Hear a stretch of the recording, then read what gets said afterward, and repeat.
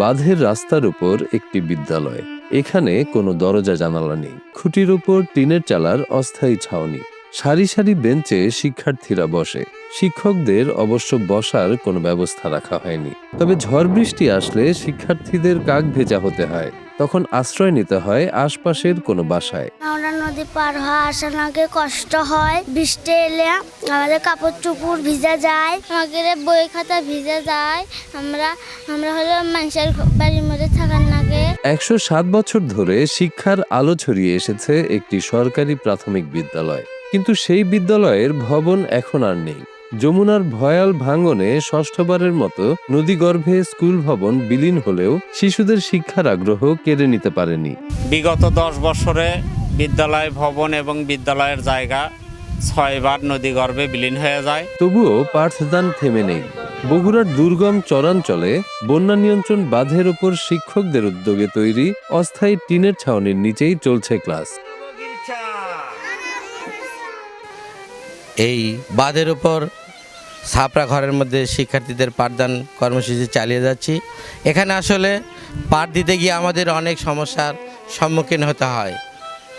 দেখা যায় পাঠদানকালীন সময়ে হঠাৎ করে যদি বৃষ্টি হয়, বাচ্চাদের কাপড় চোপড় এবং বই পুস্তক ভিজে যায়, ফলে পার্শ্ববর্তী কোনো রুমে গিয়ে তাদেরকে আশ্রয়ে রাখতে হয়, অথবা জোরে বাতাস আসলেই বই পুস্তক উড়ে যায়। আমাদের চর থেকে আসতে কষ্ট হয়, তবে আমরা চর থেকে এসে এখানে একটা ছাপড়ার মধ্যে ক্লাস করি। এটি কোনো বিদ্যালয়ের ভবন নয়, তবে এটিই এখন শ্রেণীকক্ষ।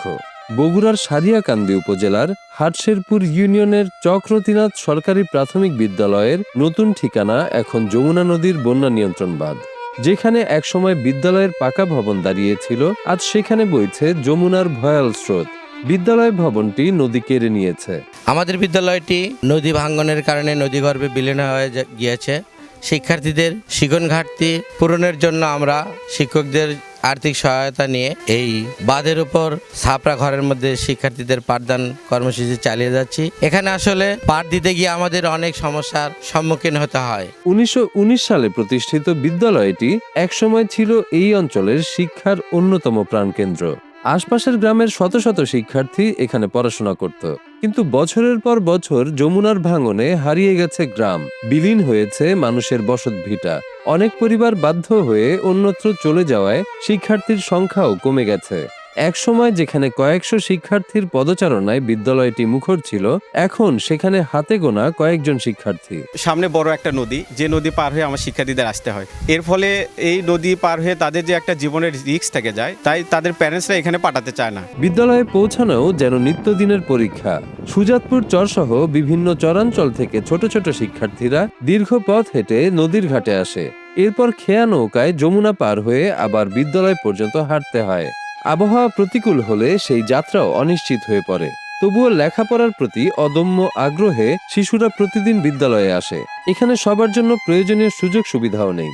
আমাদের বাথরুম নাই, হলে অনেক কষ্ট হয়। কল পায়খানা নাই, বৃষ্টি আসলে বই খাতা ভিজে যায়, আমরা ভিজে যাই। গরমে গাও একবারে ঘেমে যায়।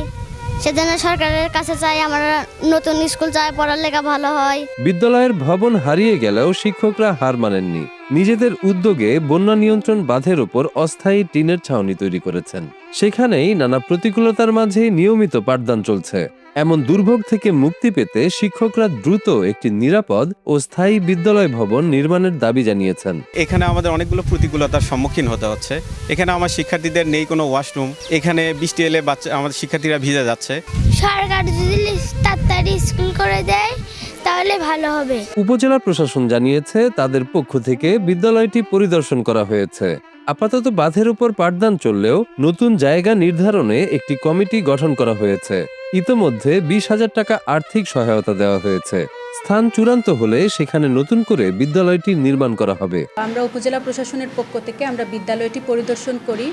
বর্তমানে সাময়িকভাবে বাদের উপরে ক্লাস নেওয়া হচ্ছে। আমাদের হচ্ছে জায়গা নির্বাচনের জন্য আমরা একটা কমিটি গঠন করে দিয়েছি, ওনারা উপযুক্ত স্থান নির্বাচন করবে। উপজেলা প্রশাসনের পক্ষ থেকে তাৎক্ষণিকভাবে 20,000 টাকা আর্থিক সহায়তা প্রদান করা হয়েছে। জায়গা স্থান নির্ধারণের পরে নির্ধারিত স্থানে বিদ্যালয়টি প্রতিস্থাপন করা হবে। এমন শতবর্ষী একটি বিদ্যালয়কে বাঁচানো সময়ের দাবি। বিদ্যালয় ভবন স্থাপন করার জন্য আর্থিক সাহায্যের জন্য আমরা উপজেলা শিক্ষা কর্মকর্তা মহোদয়, উপজেলা নির্বাহী কর্মকর্তা মহোদয় এবং এমপি মহোদয় বরাবর আবেদন দিয়েছি। আমি আশা করব অতি দ্রুত বরাদ্দের ব্যবস্থা করে বিদ্যালয় ভবন স্থাপন করবেন। শিক্ষার্থীদের ঝরে পড়া বন্ধ করতে হলে চাই প্রয়োজনীয় উদ্যোগ। আমরা একটা আশঙ্কা করছি যে আমাদের ড্রপ আউট রেট মানে আমাদের ঝরে পড়ার হার বেড়ে যায় কিনা, যা গণপ্রজাতন্ত্রী বাংলাদেশ সরকারের প্রাথমিক শিক্ষার লক্ষ্য উদ্দেশ্যের সাথে সাংঘর্ষিক। তাই আমি সরকারের কাছে অনুরোধ করব দ্রুততর সময়ের মধ্যে বিদ্যালয়টা একটা জায়গায় স্থাপন করে শিক্ষার উপযুক্ত পরিবেশ তৈরি করুন। শতবর্ষী একটি বিদ্যালয়ের এমন করুণ পরিণতি খুবই দুঃখজনক। একটি উন্নত জাতি গড়ে তুলতে শিক্ষার বিকল্প নেই।